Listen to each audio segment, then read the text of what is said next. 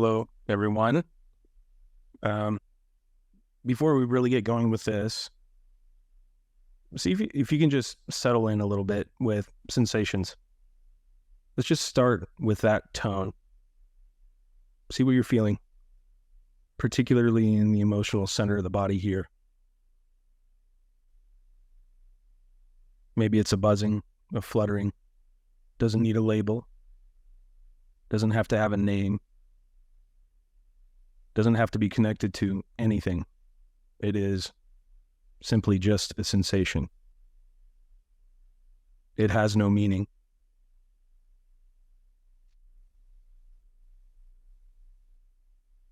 Gently ask yourself, what right here, right now is different? What here is new? What is fresh?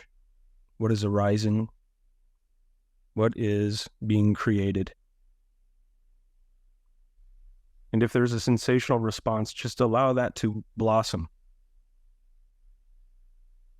Just allow that to overtake the entire sensational experience. What here is immediate? What here is intimate?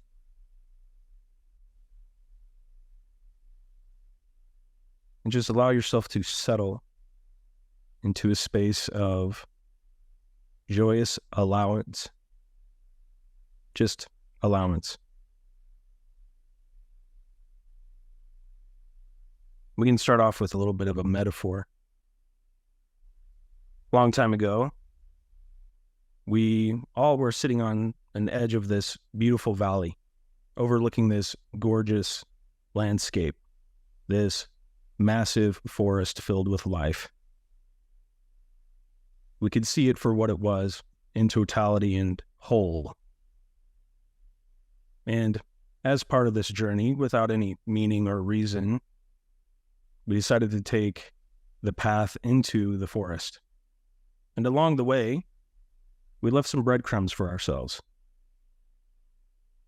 Little by little, dropping them as we headed into the bramble, into the thicket. And now is the pathway home. As part of this human journey, the breadcrumbs reveal themselves as we live, and we live all the way. So allow yourself to remain as open as possible to see these breadcrumbs as they arise. And a lot of them will be recognizable. Some of them will be crunchy and hard and might want to cut the gums, yet others will be soft and delicious. This seems to be the metaphor for this very human story.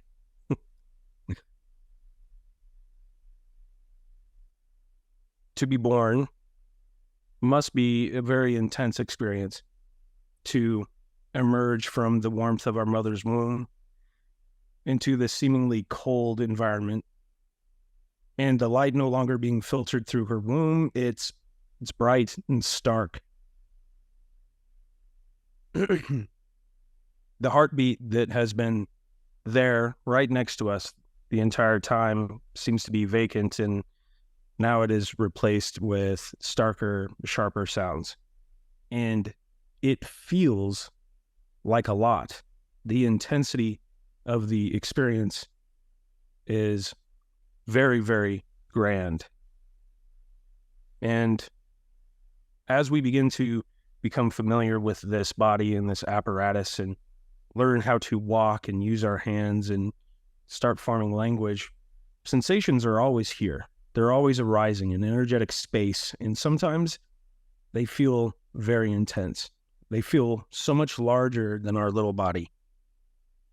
And we look around at our family and friends and everywhere to see if anyone else is perceiving this massive, intense, energetic sensation.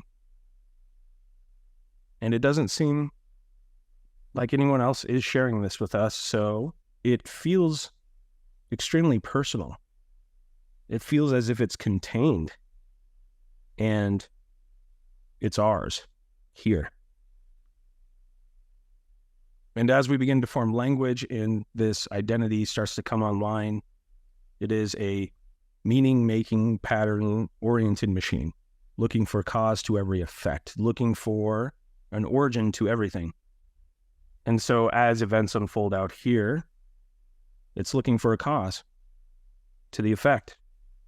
And then something comes along and it's traumatic because of the circumstances, because of how relative that energy seems to be.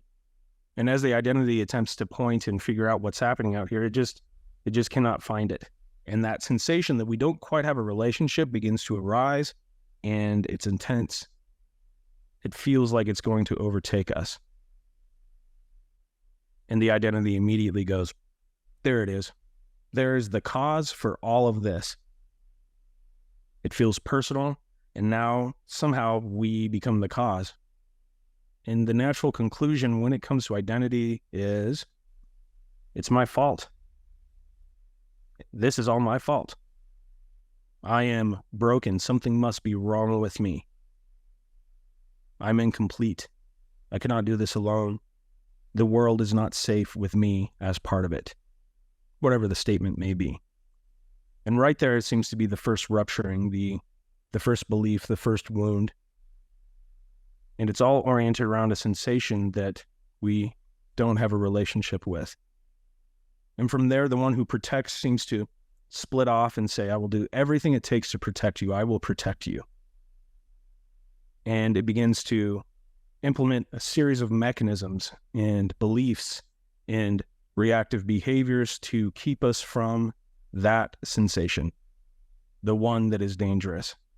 And this very binary identity, this very binary mind, it can only perceive this, but it cannot feel it. This sensation that feels grander than us, that will overtake us, that will kill us. And it perceives it as dangerous as something that is clear and present.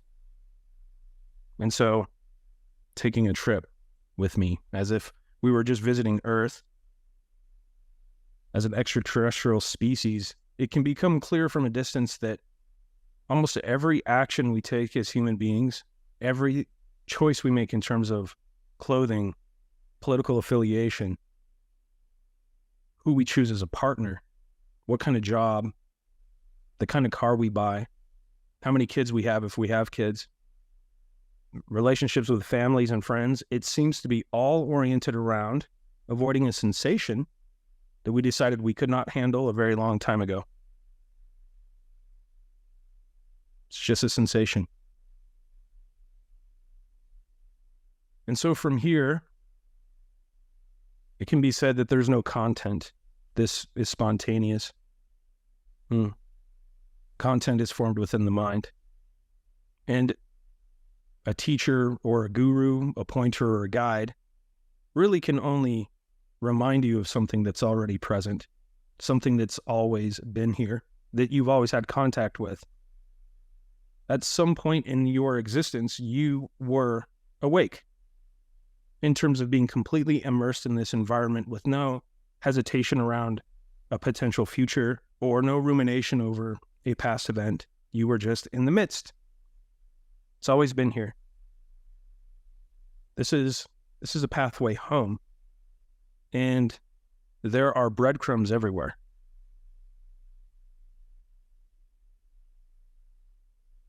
There is no truth but your truth. Make sure that that's true. I'll say that again. There is no truth but your truth, your direct experience. That's it. Just make sure that that's true.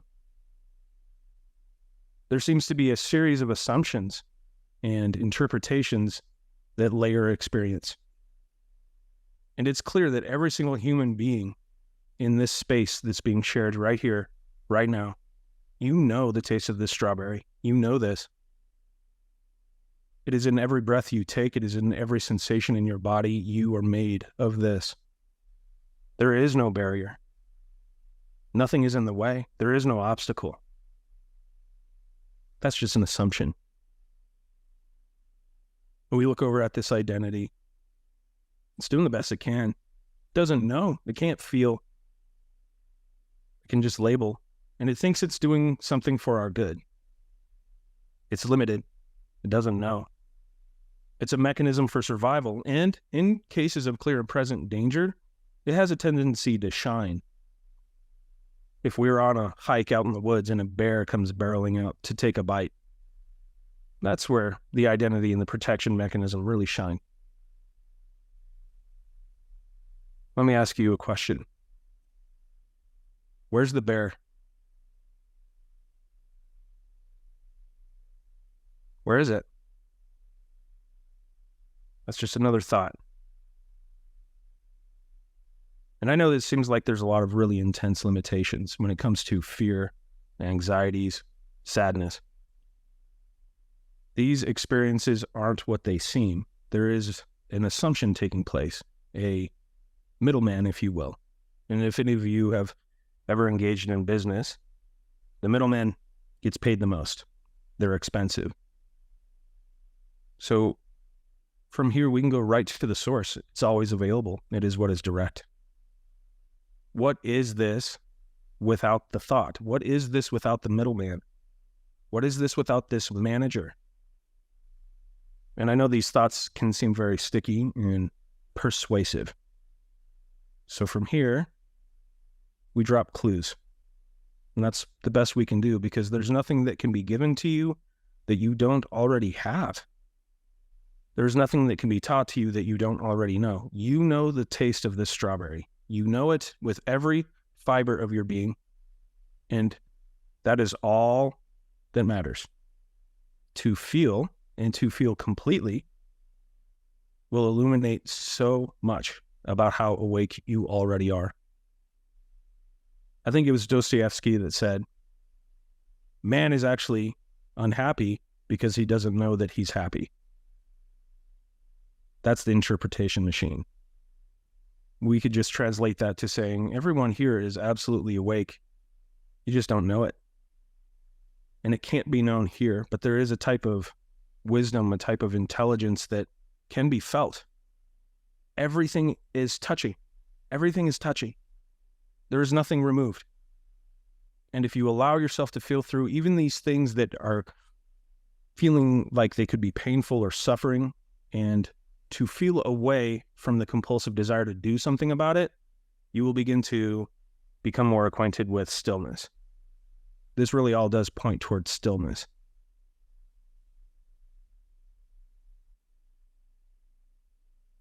And meditation is where most people become more acquainted with what stillness is. It seems to be something that's more associated with full engagement, full awareness of the sensory space, and watching thoughts. And then from there, we take it off the mat. But it doesn't have to be in that order. If you could be dedicated to realizing what you truly are, right here, right now, then a shift can happen rather quickly. The mind is convincing us that we are intellectual, rational beings having these emotional disruptions, these sensational disruptions. Turn that upside down, because it's just not true. If it were true, people wouldn't have political affiliations. Advertising wouldn't function the way it functions. Maybe some people are more rational than others, yet we are not primarily intellectual beings. You could feel while you were in your mother's womb. You've been feeling this entire time. Not one moment has passed without you feeling. But attention is tricky this way. The mind has an ability to pull attention into a very narrow space of thought and content. And by doing so, something seems to get displaced, an awareness and attention to this very thing that feels into the present. Anytime you feel, you are feeling here and now. Even if you're thinking of a past event, you're feeling now. You're worrying about something that may come in the future, it's still now. It is the best compass we have. And yes, it is just a gateway, but it is a gateway in which things begin to unfold on their own. In the human condition, I know oftentimes we can feel like Sisyphus pushing that boulder up the hill every day, only to start again over and over like this infinite slog. And the one thing I can guarantee each and every one of you is you have the strength and the ability and the power just right here, right now, to push that boulder over the crest of that hill and let it roll down on its own. You are made for this. This is your destiny. This is not removed. And I know it can seem hard. The simplicity of this to feel can be one of the most challenging things because of the nature of the ego casting its glance at a distance, projecting into the future from past events. Stillness is really the key. We are sensational beings, completely sensational beings having these conceptual experiences. And if you can just invest in that in totality, things will begin to illuminate and be uncovered pretty much entirely on their own. It's surprisingly simple and yet such an adventure when it comes to the difficulties that can be involved in that.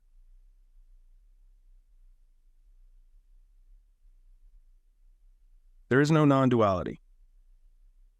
This is not a non-dual movement. This is a human movement. There's nothing special going on. No one has something that you don't. There is no stance to take here. There's nowhere to go. There's nothing to find. It's already present, but that very pervasive belief of something's wrong with me instills a sense of lacking here, and that triggers this compulsive behavior to go find the pieces to make this whole. There's nothing out there to find. That's just a mechanism to keep us distracted because the ego thinks it's protecting us from these sensations that are potentially dangerous. And I know there's plenty of you that have explored these sensations, and you've probably run into the barrier of, oh my God, it's going to kill me. You're going to be okay. The mind is always looking for cause and effect, for origin. Establish this particular gentle inquiry. It's almost an instruction. Be with the effect. That's it. There's nothing else. Just this. No matter what it is. Be with the effect. There is no cause to find. Don't get fooled into believing if you find the root that suddenly things get alleviated. It's just another method of distraction. Every interpretation of a direct experience is an effort that moves us from stillness. It's a motion from stillness.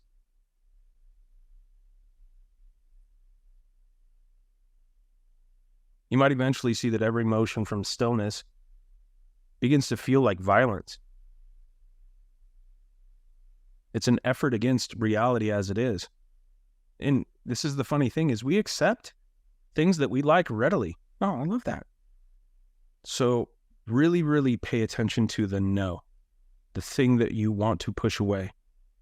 That no is where you live because you are infinitely curious and infinitely courageous. You were made for this. And so it may initially feel painful, but I'm sure every one of you have been able to spend some time in a hot tub. You know, when you first get in, it's like, oof, right? And as you slowly get into the hot tub, that water moves over the shoulders and you get to this point where you go, yeah, this is what pain is. This is what difficulty is. This is what struggle is. This is what fear is. Spend time with it and examine it in the most honest and open way possible.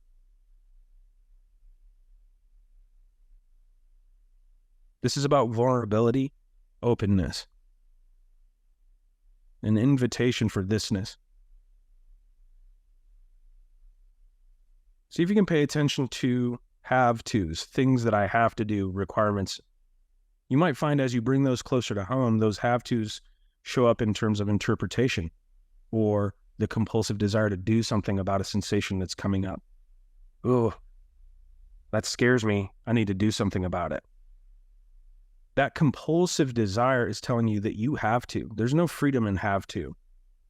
In reality, if you examine this, there is no have to anywhere. Literally no have to. Even on a biological level, still don't have to. No requirement.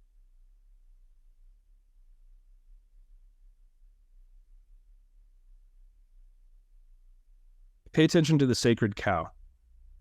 This is how tricky identity can be. We have things that we take stances on, things that we identify with. I am this sacred cow. Non-duality itself can be a sacred cow. The terminology therein can be a sacred cow. And all the identity wants to do is make sure that there is no vacuum of thought. Because if there is a vacuum of thought, we feel. That's the only thing that seems to remain, and that's dangerous. So, must constantly fill this space with more thought, more displacement. But it's also still part of the path. The nature of empathy is actually kind of an amazing thing. If we think of any figure historically, it may have done some atrocious act, and we settle with that, and we think, well, what if I put myself in their shoes? If we put ourselves in their shoes, we do everything that they have done. We have the same background, the same influences, the same family, the same friends, same social circumstances, so on and so forth. Now take that same aspect of empathy and put it right here. This past that is being reflected on a regular basis, it's bullshit. It doesn't exist. But to help ease that a little bit, just remind yourself that you didn't really have any choice. Even though the mind is telling you you had alternative choices, whatever happened and whatever was chosen, that's it. That's as far as it goes. Don't fall into the trap of, I need to learn from this. Nothing to learn. You made it. You mastered the realm of identity. You've mastered it. You've explored every avenue of this identity, every avenue of these thoughts. This is why you're here today, right here, right now. So let the tool rest. It's a tool. That's it. And it's good at what it's used for. But that's about it. It has no bearing on this sense of well-being here. It cannot orient to this. Nothing can orient to this. It's unpredictable. It's spontaneous.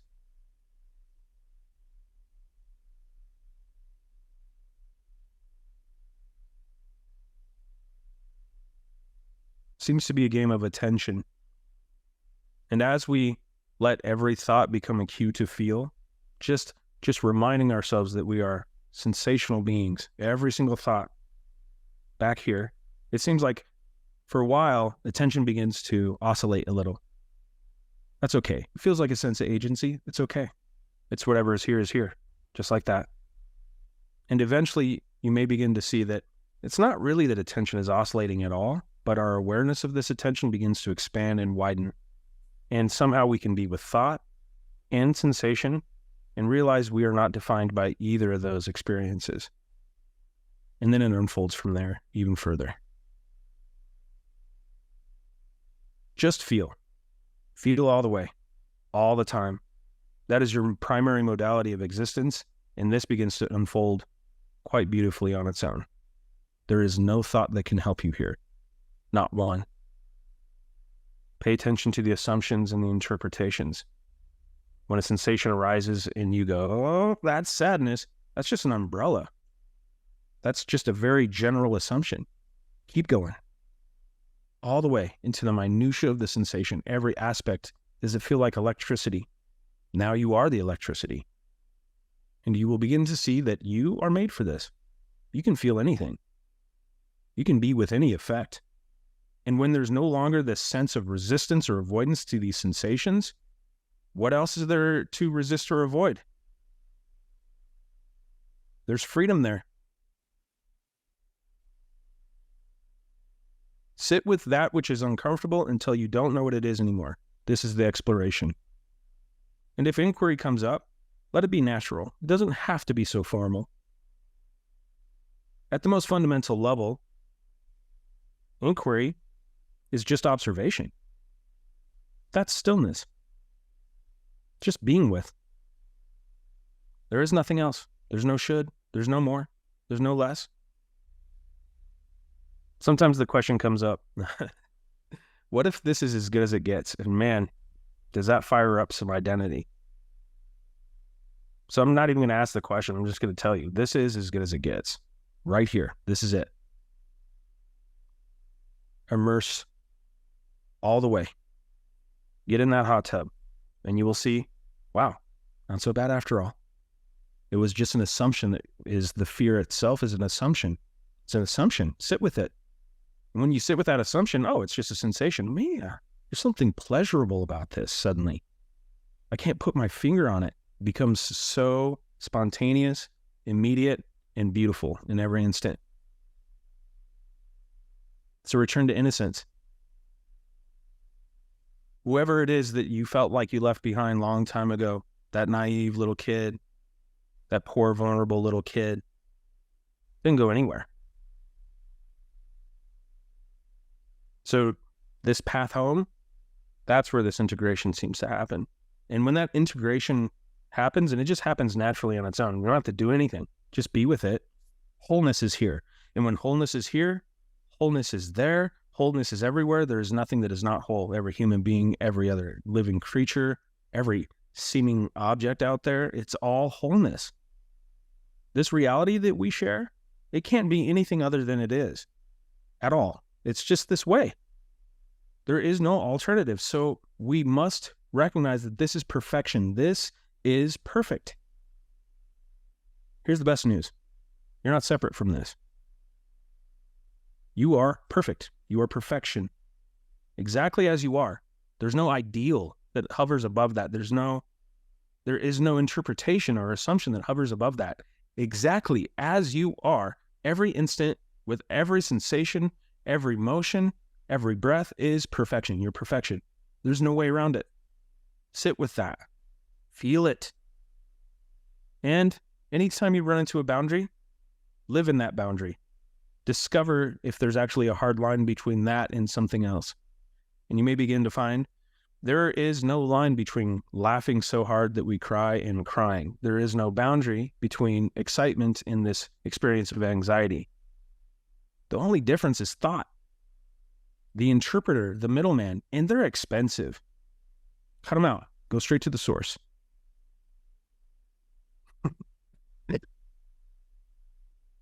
And that's all I have to say about that.